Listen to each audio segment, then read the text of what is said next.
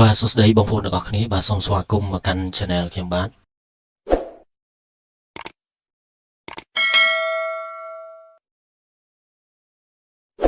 អញ្ចឹងទេថ្ងៃនេះខ្ញុំមានមេរៀនមួយដែលតាក់ទងជាមួយនឹងការទាញយករូបភាពអំពីកុំព្យូទ័ររបស់យើងដើម្បីចូលមកកាន់បាទកម្មវិធី Word បាទអញ្ចឹងទេសូមបងប្អូនចូលមកកាន់កម្មវិធី Word ទាំងអស់គ្នាមកបងប្អូនបាទហើយបន្ទាប់មកបងប្អូនបាទជ្រើសរើសយកពាក្យបាទកន្លែងនេះបាទ insert នេះបងប្អូនបាទអញ្ចឹងយើងចុចពីលើពាក្យ insert ហើយបន្ទាប់មកបងប្អូននឹងឃើញបាទពាក្យថា picture នៅទីនេះហើយគឺជាកន្លែងដែលយើងទាញយកនៅរូបភាពចេញអំពី 3D របស់កុំព្យូទ័ររបស់យើងអញ្ចឹងទេយើងចូលមកកាន់ picture បាទបន្ទាប់មកបងប្អូនជ្រើសរើសបាទកន្លែងដែលបងប្អូនបាទផ្ទុកនៅរូបភាពឬក៏ download រូបភាពមកអញ្ចឹងឧទាហរណ៍ខ្ញុំបាន save រូបភាពចូលនៅក្នុងនេះបាទរូបភាពដែលបាន download អញ្ចឹងឧទាហរណ៍ខ្ញុំទាញរូបភាព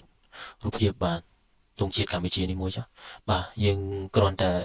select លើវាហើយយើងចុចពាក្យថា insert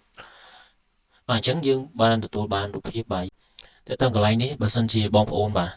ឧទាហរណ៍ពេលយើងទទួលបានរូបភាពហើយបងប្អូនបាទចង់បំលាស់ទីរូបភាពទៅដាក់នៅត្រង់ចំណុចណាមួយបងប្អូនអាចចាប់លើនេះប៉ុន្តែបងប្អូនទី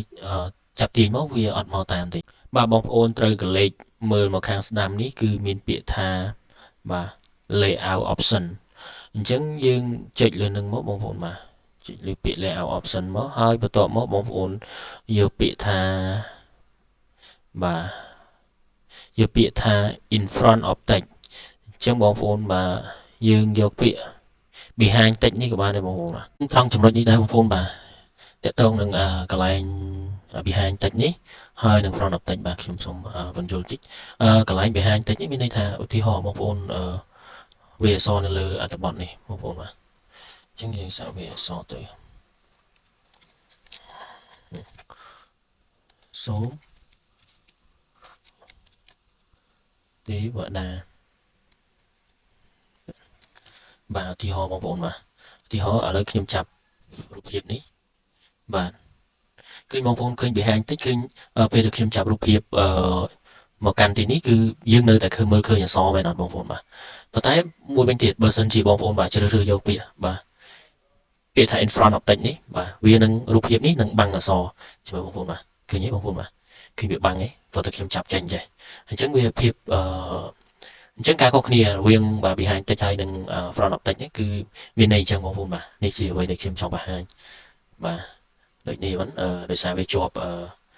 នេះបងប្អូនបាទជាប់ behind text បាទអញ្ចឹងយើងដាក់ front មកនៅពីខាងមុខ front មានន័យថាខាងមុខបងប្អូនមែនទេអញ្ចឹងមានតែប៉ុណ្្នឹងទេបងប្អូនបាទវីដេអូនេះសម្រាប់ចែករំលែកទៅដល់បងប្អូនដែលទើបនឹងសិក្សានៅកម្មវិធី Word ជាងទេអរគុណបងប្អូនសម្រាប់ការចូលទស្សនា Channel ខ្ញុំបាទហើយសូមបងប្អូនបាទជួយចុច Subscribe Channel ខ្ញុំបាទម្នាក់មួយ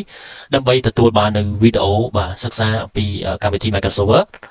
ក៏ដូចជាបាទចំណេះដឹងផ្សេងៗខ្លីៗងាយៗយល់សម្រាប់បងប្អូនទាំងអស់គ្នាជាងទេសូមអរគុណសូមគោរពលាបាទជួបគ្នានៅវីដេអូក្រោយៗទៀត